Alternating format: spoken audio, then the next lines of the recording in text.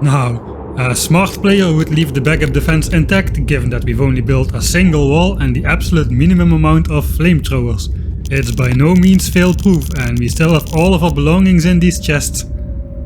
I planned to set up the power plant next to the coal patch, which is why we pushed the east wall out a little beyond the edge of the coal patch.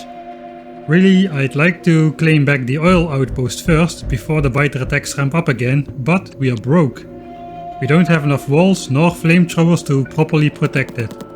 So we first have to set up camp here and gather some more materials. It will be a great test to see if the defense system works.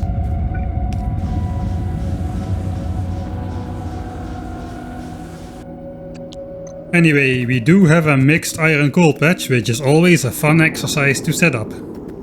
Before building a full smelting setup, we need to do some base planning, which will take some time. So for now we set up yet another semi-temporary setup to quickly amass some much needed iron.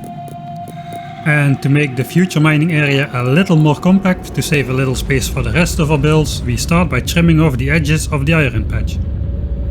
We also make a coal buffer. Now we don't need that much coal, but we need to be able to collect some large amounts for whenever the furnaces run out. And because flamethrower turrets require a lot of steel, we even set up a small but dedicated steel mine. That's enough iron and coal for now, but we also need lots of stone walls again. We still need to build a second wall of the shell, as well collect walls to protect the oil outpost. But the attacks shall commence soon again. Pollution is already being absorbed by biter bases on 3 sides. And meanwhile the spawn chances of the dangerous medium biters and small spitters are much higher than back when we were claiming the oil outpost and space for the base. And at 40% evolution, medium spitters will mix in, and shortly after that at 50% evolution, the party really starts with both big biters and big spitters making their entree. Now all the important elements are running again, but it will take some time to gather enough resources. So let's give ourselves some extra eyes around the base and set up 4 raiders in the corner.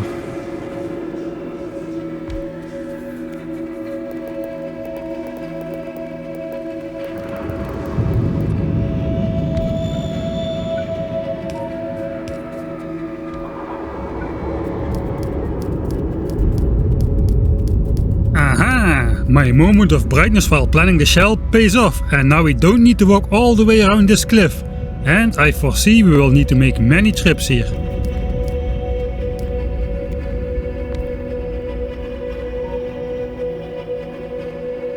Actually, the oil outpost may be broken, but the raider there is still operating. It also won't be attacked again, because the surrounding forest fully absorbed the 10 pollution per minute created by the boiler to power the raider. Also, by encircling the square-angled rectangular base with power lines, we can draw power from everywhere and reduce the chance of accidental power cuts to part of the base. Enough with the handcrafting, let's set up some assembly machines to help us convert the raw materials into shiny goodies. Meanwhile, the first real attack occurs. How will the single flamethrower turret fare against over 100 enemies, including 5 medium biters and dozens of small spitters?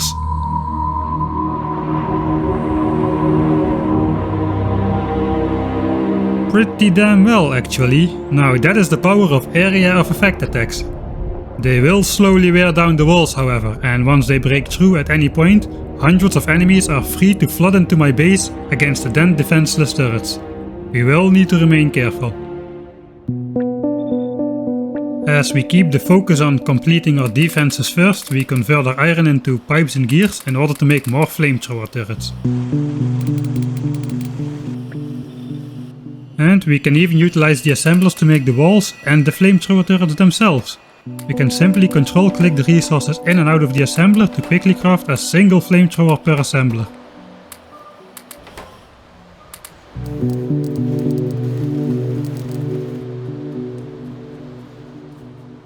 Yeah, flamethrowers are strong.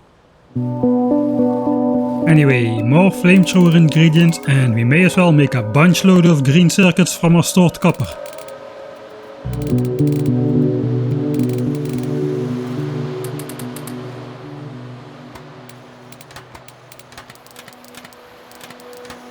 Let's check out some attacks in detail.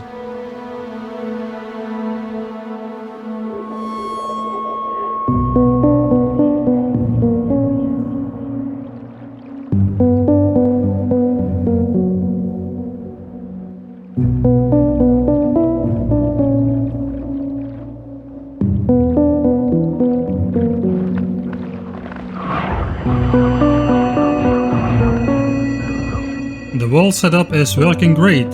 Walls have high resistance to acid, so spitters are weak against walls. Small spitters can still reach the flamethrowers over the inner wall though. In retrospect, both walls could have been placed one tile further out. Then the small spitters can no longer reach over the inner wall, and much later I will have to update the design anyway to make it behemoth spitter proof. Oh well.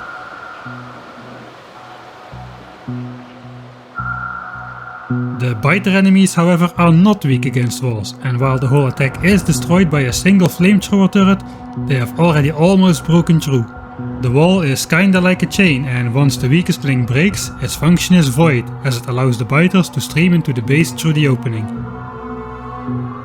So let's go for our first, of I'm afraid many, repair loops. Man oh man, those repairs are going to take quite some time, and they will start to take more and more time as the game progresses. Hopefully it won't start to take too much time though, as then progress will stall and the base will fall. At least the small spitters only reach the front of the flamethrower turrets and the supply pipes remain undamaged.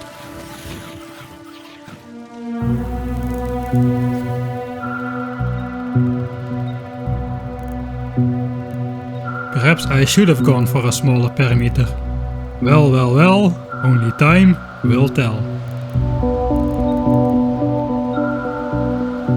Anyway, I think we have enough materials now to go reclaim the oil, so with the wall fully repaired, let's hope we can leave the main base unsupervised while we make a quick dash out to reclaim the oil outpost.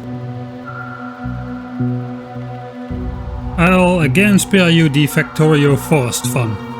Let's just zoom in and bam, it's done. Now that was quick, wasn't it?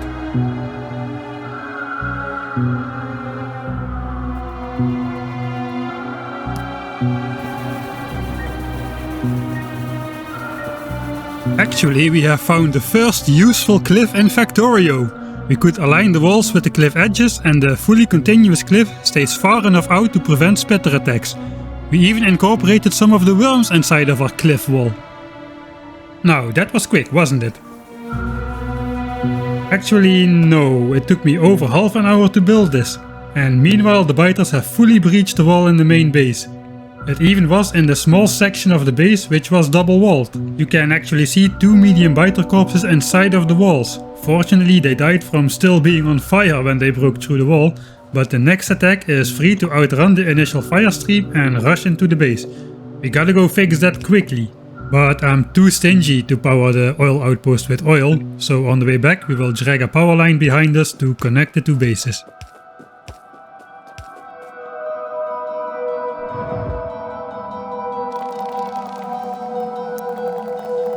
Okay, now we made it back, so let's go fix that gap in the wall, which could mean the end of this run any second now. Come on, hurry up, we don't have time for this. Yeah, that's the right direction, let's go fix this wall. No, what are you doing? Don't get distracted now. No, really? This is the time to empty these furnaces, you think? My god.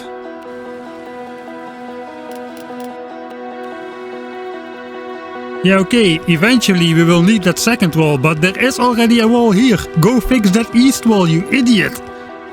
Yeah, playing with biters is fun and all, but there's an urgent problem you need to fix right now. Priorities man, priorities. Sometimes I don't know how I survive these playthroughs. Anyway, those biters destroyed a pristine, undamaged wall in just a single attack.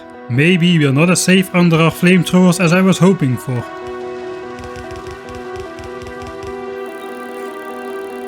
Luckily, my stupidity goes unpunished again and we fix the hole in the wall before the next attack strikes. Oh well, another lesson not learned again. Anyway, after 6 hours and 15 minutes with evolution pushing up to 40% and medium spitters, we finally managed to complete the full double wall. And the oil outpost is triple walled even, because we won't be able to go there often to fix and replace stuff.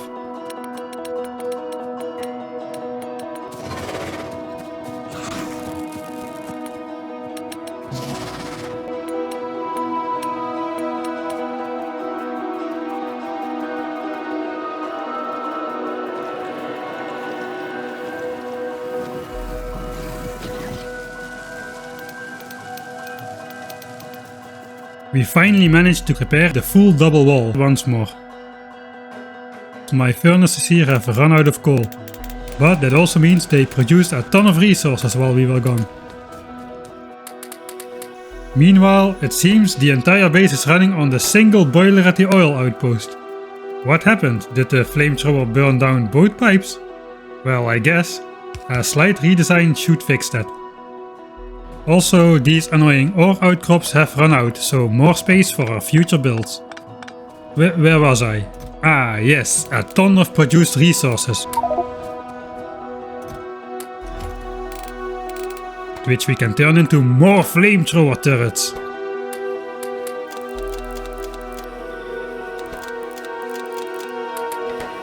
Now we can fill in all the gaps, starting with the corners seemingly under the most pressure.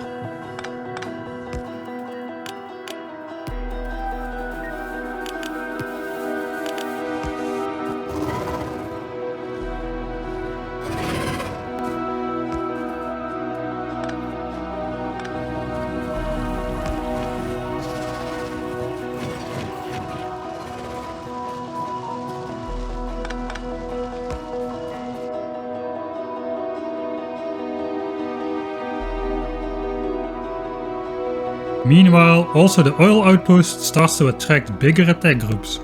But should it break down again, we have 8 tanks filled with oil right here in our main base.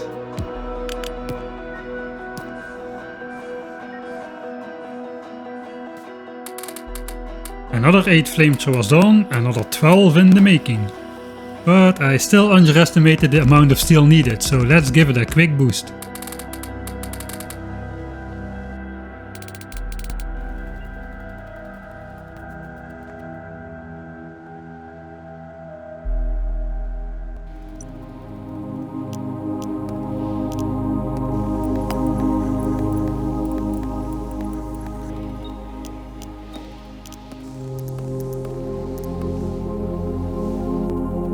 Eventually we place the last flamethrower and the entire plant defense for our base for the foreseeable future is completed.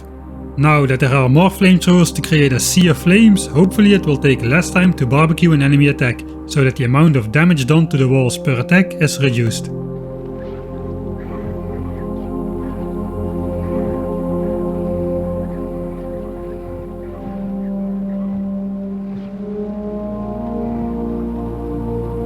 So let's do one more quick repair round to tidy up and prepare for a round of building, because now that we have double walls we no longer need to be afraid of biters breaking through at any moment, and we can stop monitoring the damage to the walls manually. Only once the enemy fully breaches the outer wall and we hear the alert sound of something breaking, we need to undertake action and repair the damage. In a certain way you can say that we automated the process of monitoring the walls for damage. Anyway, that means we can finally fully focus on the process of building a real, actual, definitive base. So let's get building. Next time.